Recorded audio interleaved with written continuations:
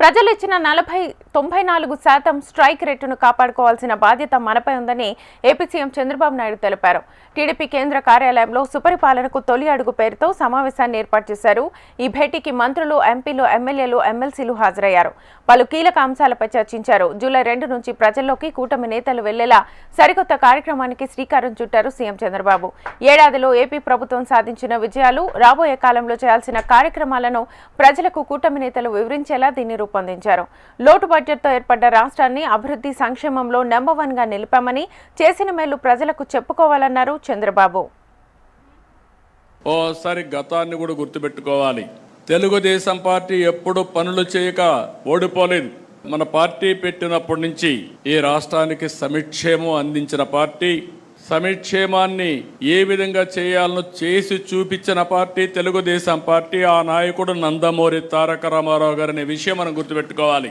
ఒకప్పుడు పరిపాలన అంటే రెగ్యులేటర్ అనుకునే పరిస్థితి నుంచి పరిపాలనకు డెఫినేషన్ మార్చిన పార్టీ తెలుగుదేశం పార్టీ. ఇంకొక పక్క 95 నుంచి నేను ముఖ్యమంత్రి అయినప్పుడు మీరు చూస్తే ఫస్ట్ టైం అప్పుడే ఆర్థిక సంస్కరణలు పివి నరసింహరావు గారు తీసుకొచ్చారు.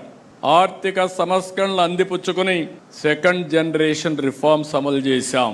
మిడ్-90sలో 94-95 ప్రాంతంలో ఇంటర్నెట్ రెవల్యూషన్ వచ్చింది. దాన్ని ఫస్ట్ అడ్వాంటేజ్ తీసుకున్నది మనమే తీసుకున్నాం. ఈ రోజు మనం చూస్తే ఏడాది క్రితం అంతా అయోమయం, గందరగోళం, ఎటు చూసినా చీకటి, 10 లక్షల కోట్ల రూపాయల అప్పులు, దెబ్బతిన్న వ్యవస్థలు, నిర్వీర్యమైపోయిన సంస్థలు, అతి దారుణమైన పరిస్థితి. నేను 4వసారి సీఎం అయ్యాను.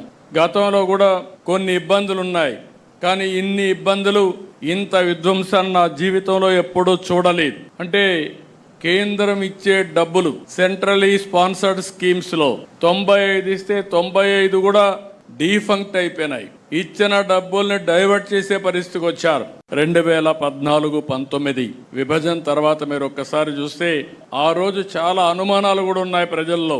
ఆదాయం వచ్చే ప్రాంతాలు తెలంగాణకి వెళ్ళాయి. మనకు జీతాలు వస్తాయా, పింఛన్లు వస్తాయా, ఆదాయం ఎక్కడి నుంచి వస్తుందని చెప్పి బాధపడితే 5 సంవత్సరాలు ఎవ్వరికి ఇబ్బంది కలగకుండా అభివృద్ధిలో కానీ సంక్షేమంలో కానీ భారతదేశంలో నెంబర్ 1గా చేశాం. కానీ ఈ పరుగు పందెంలో మనం రాజకీయాలు మర్చిపోయాం. మనం చేసింది చెప్పలేకపోయాం. చాప కింద నీరుమారిగా మన మీద వ్యతిరేకత చెప్పి, అబద్ధాలు చెప్పి వాళ్ళు గెలిచే పరిస్థితికి వచ్చారు. ఈ రోజు రాష్ట్రంలో మీరు ఒక్కసారి చూస్తే సరైన సమయంలో ప్రజలు కూడా సరైన నిర్ణయం తీసుకుని మనకు సహకరించారు. మొన్న ఎన్నికల్లో మీరు చూస్తే అటు కేంద్రంలో ఎన్డీఏ ప్రభుత్వం వచ్చినప్పుడు మనం క్రూషియల్గా తయారయ్యే పరిస్థితికి వచ్చాం. ఎప్పుడు కూడా తెలుగుదేశం పార్టీని మీరు గుర్తుపెట్టుకోవాలి. బ్లాక్ మెయిల్ రాజకీయాలు ఎప్పుడు మనం చెయ్యం. విశ్వసనీయతకు మారుపేరుగా రాజకీయాలు చేశాం.